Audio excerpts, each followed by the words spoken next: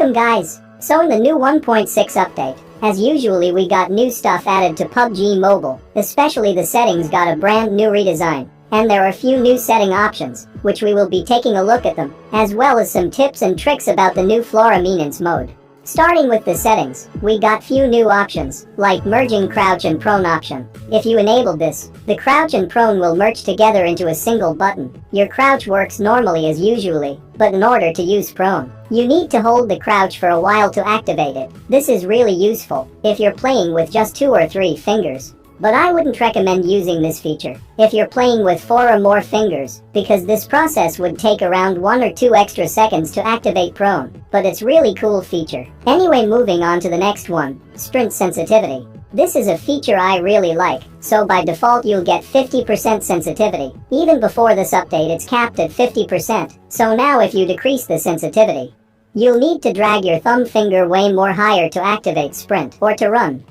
And if you increase the sprint sensitivity, then the sprint will activate way quicker. I mean, you need to drag your thumb less distance to sprint or run. Suppose if you put 100%, then the sprint will activate immediately, so you'll instantly run when you move your joystick. I highly recommend not to use 100% sprint sensitivity, put it around 80 to 90%, otherwise you won't be able to walk. Let's move on to the focal length adjustment. This is basically scope distance adjusting button. By default it's tap. You need to tap to open and tap to adjust.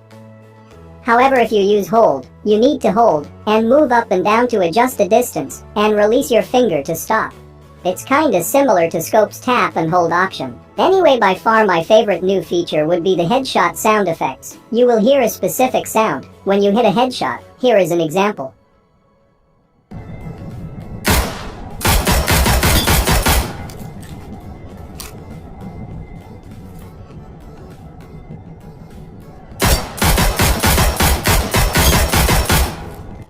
I really like this new feature, and highly recommended to enable it, so you will know whether you hit a headshot or not.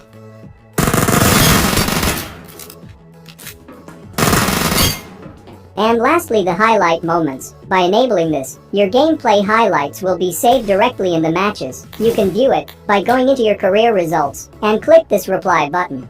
It will show only your highlights. Currently I think it's not working properly, not all the kills are showing. But let's hope it's gonna improve soon. By the way, you can also send your highlights to your friends directly in-game. Anyway, moving on to the Flora Maintenance event mode tips and tricks. First, let me show you about the new features. It's kinda continuity from the last event ignition mode, but there are a few new things, which you can clearly see on the map.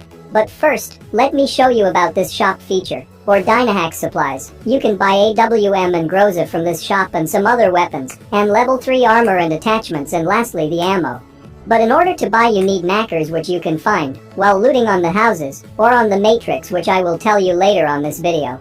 This is really overpowered, especially when you're fighting and lost your helmet. You can buy one immediately, plus you can use that supply cell as your cover. It's indestructible. The normal shield barrier will break, but not the supply cell. And the crazy thing about this supply cell, you can climb on top of it. So let's say, if someone is camping in a house and waiting for you, you can order a health kit or some painkillers from the shop and place it next to the door like this, and climb up the door and surprise attack your enemies who are camping on the 2nd floor. Anyway, now let's talk about these new locations in the map. The first one is Rejuvenation Barrier. There will be only 3 of these in the map. If you enter this barrier, your health will automatically heal, or basically your health will regenerate after you're done fighting, which is kinda cool, but it won't heal you while fighting. It's almost similar to TDM health healing.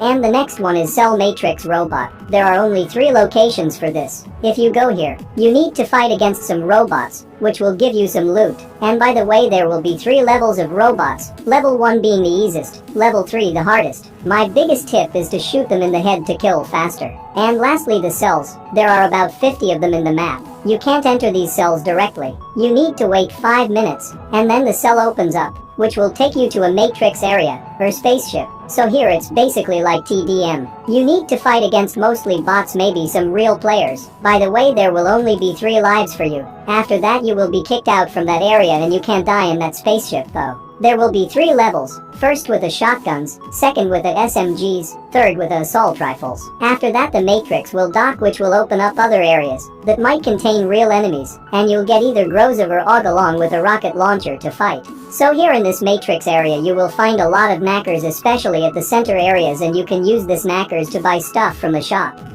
So yeah, that's it for this video. I hope you learned something new. If you did, hit the like button and subscribe for more upcoming videos like this. See you guys in the next one.